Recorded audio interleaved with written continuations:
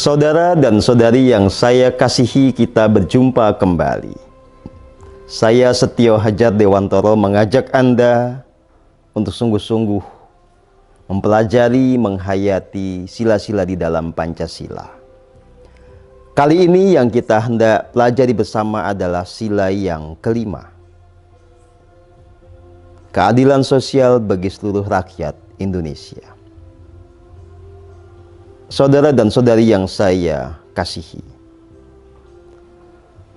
keadilan sosial itu bicara tentang bagaimana semua komponen, semua bagian dari rakyat Indonesia ini mendapatkan kesejahteraannya.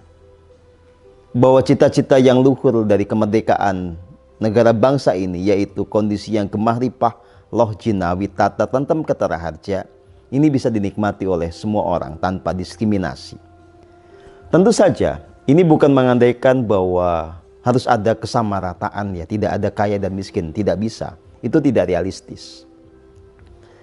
Tetap di sebuah negara itu pasti ada yang kaya, ada yang miskin, tetapi yang hendak diwujudkan lewat keadilan ini adalah bagaimana kesenjangan itu tidak terlalu lebar. Yang kedua, negara punya mekanisme untuk melindungi, mengayomi mereka yang masuk kategori miskin sehingga tidak ternistakan ketika hidup di negaranya sendiri. Ya. Nah, ada banyak hal yang mestinya itu menjadi hak dasar bagi semua orang. Pendidikan, kesehatan, ya, perumahan, ya. Hal-hal seperti ini mestinya mau kaya mau miskin semuanya mendapatkan pelayanan dari negara. Dan ya, pada akhirnya ini kita bicara tentang ideologi ekonomi. Kita menggunakan ekonomi pasar atau ekonomi yang dituntun oleh hikmat kebijaksanaan. Pada akhirnya pemerintah harus mengambil keputusan. Kita ini mau menjadi negara apa? Kalau betul-betul mengikuti sila kelima Pancasila, maka yang paling pas, paling selaras adalah memang kita ini mengikuti model negara kesejahteraan, ya. Bagaimana pemerintah itu betul-betul mengambil peran yang nyata untuk melindungi rakyatnya, terutama mereka yang dianggap tidak mampu atau dianggap sebagai warga yang, ya, tanda kutip miskin. Bukan kemudian negara menghambat orang menjadi kaya, tidak. Tetapi sekali lagi concernnya atau kepeduliannya adalah jangan sampai ada ketimpangan yang terlalu jauh. Nah, justru pada titik inilah kita harus melihat bagaimana kondisi sekarang. Kita ini ada di dalam ketimpangan sosial ekonomi, ya. Dan ini yang nanti akan menciptakan bahaya-bahaya internal. Ketimpangan menciptakan ketidakpuasan, iri hati dari kelompok-kelompok yang merasa disingkirkan. Dan ini jelas akan membuat kohesi sosial itu menjadi lemah, gitu ya. Terlalu gampang kemudian nanti konflik dipicu ketika keadilan ini tidak ditemukan. Maka ya mau tidak mau, kalau kita mau menguatkan bangsa ini, membuat bangsa ini menjadi jaya, siapapun yang menjadi pemerintahnya harus peduli tentang keadilan sosial. Rakyat itu harus merasa diperlakukan dengan adil. Kode pembangunan itu harus dibagi dengan adil. Adil tidak sama dengan sama, ya, tapi proporsional. Dan ini juga nanti masuk ke isu wilayah, ya. Jadi pembangunan tidak layak kalau hanya difokuskan di Jawa. Harus ada pemerataan di semua pulau, di semua kawasan yang itu masih menjadi bagian dari Negara Kesatuan Republik Indonesia. Sehingga tidak ada ketimpangan antar kawasan. Ya, tentu saja juga ini soal ras, ya. Ini isu yang penting karena ada orang yang punya sentimen rasial menganggap bahwa hanya ras tertentu yang menjadi penguasa di sektor ekonomi, ya. Nah, ini yang harus dijawab oleh kita bersama. Kita tidak bisa menghalangi orang untuk menjadi maju, menjadi kaya. Tetapi kita bisa membantu, menguatkan orang-orang agar kemudian juga bisa bertumbuh bersama. Dan kemudian yang dilakukan adalah menciptakan sistem yang adil buat semua, sistem yang mengayomi semua, sistem yang memastikan semua orang bisa mencapai yang terbaik setelah dia mengeluarkan kemampuan terbaiknya. Ini bicara tentang aturan main ya. Jadi ya memang pemerintah harus ada dalam posisi yang betul-betul adil, tegas. Tidak memihak salah satu pihak, tetapi mengayomi dan mendukung semua pihak.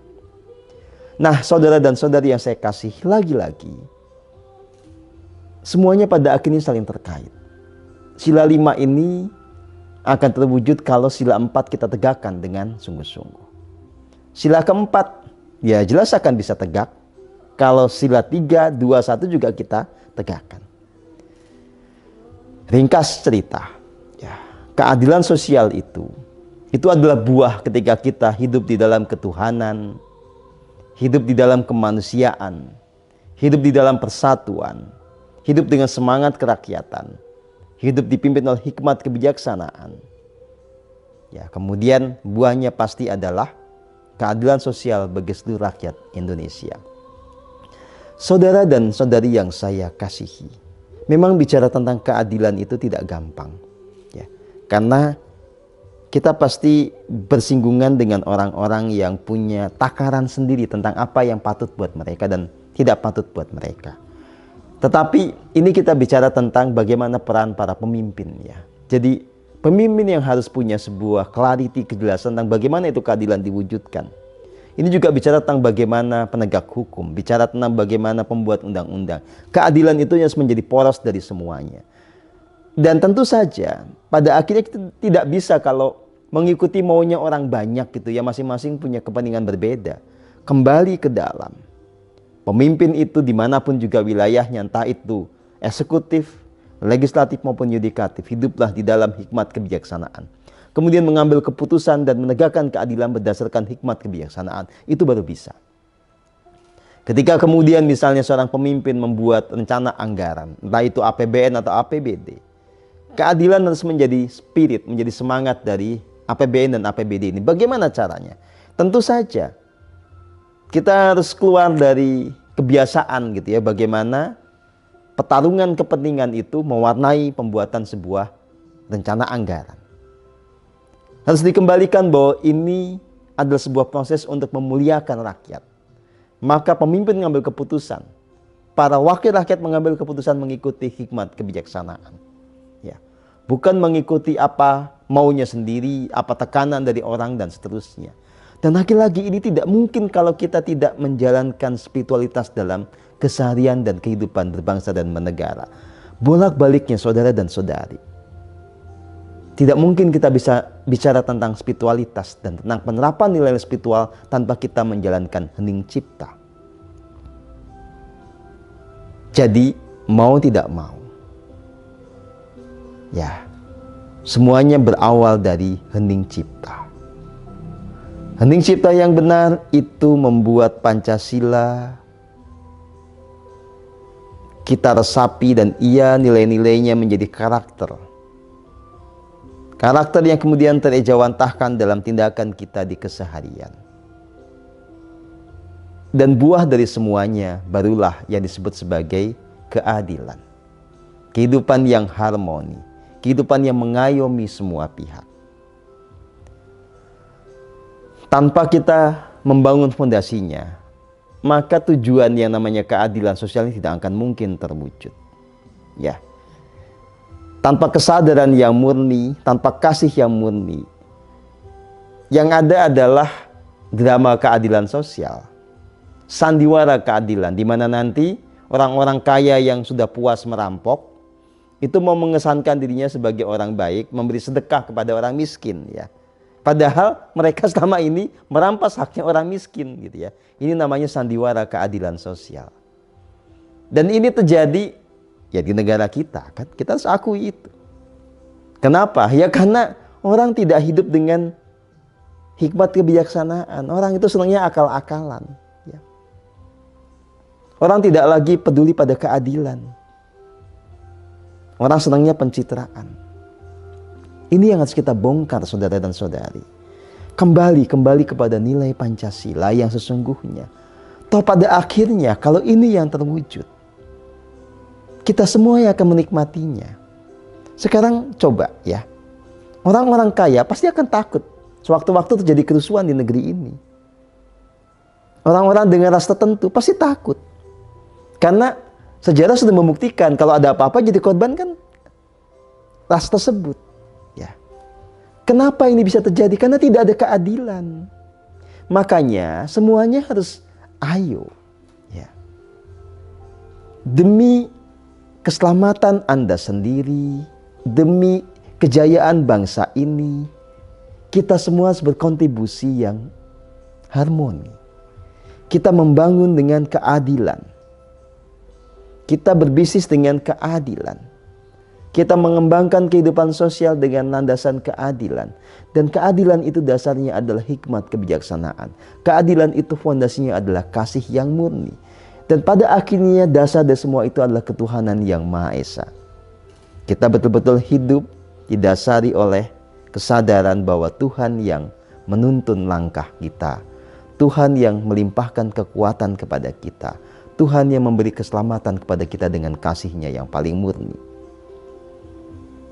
Saudara dan saudari yang saya kasihi, selamat merenungkan ini semua. Ya. Tidak gampang. Apalagi kalau ada di antara Anda yang mendengarkan kuliah saya ini masih dipenuhi dengan pikiran-pikiran egoistik ya. Saya mengajak Anda untuk melepaskan itu semua. Buka pikiran, buka hati. Mari kembali mempraktekkan hening cipta agar kita mengerti kebenaran yang sejati. Agar tumbuh rasa peduli yang otentik kepada negeri, kepada negara dan bangsa ini. Agar tumbuh kepedulian yang sesungguhnya, kepedulian didasari oleh kasih yang murni kepada semua manusia, semua bagian dari negara Kesatuan Republik Indonesia. Ya. Saudara dan saudari yang saya kasihi, saya sudah sering menegaskan bahwa bangsa Indonesia ini kan bangsa hibrida. Ya. Terdiri dari banyak suku, banyak ras. Dan ya sebetulnya sudah tidak relevan lagi yang namanya isu pribumi dan non-pribumi. Tidak. Ya. Semua ras itu punya peran sejarahnya masing-masing untuk membentuk bangsa Indonesia ini. Di Nusantara masa silam, kenapa kemudian ada kejayaan? Juga karena ada kolaborasi antar suku, antar ras. Jadi Nusantara masa lalu yang jaya itu bukan hanya hasil kerja dari salah satu suku, tidak. Itu hasil kerja kolaboratif banyak suku, banyak ras. Bahkan tanda kutip ya. Itu adalah kolaborasi dari semua kelompok tanda kutip ya beragama. Ya. Apapun juga labelnya, kita bersatu, kita berkolaborasi membangun bangsa ini dengan ketulusan yang sempurna. Itu yang harus kita terapkan pada saat ini.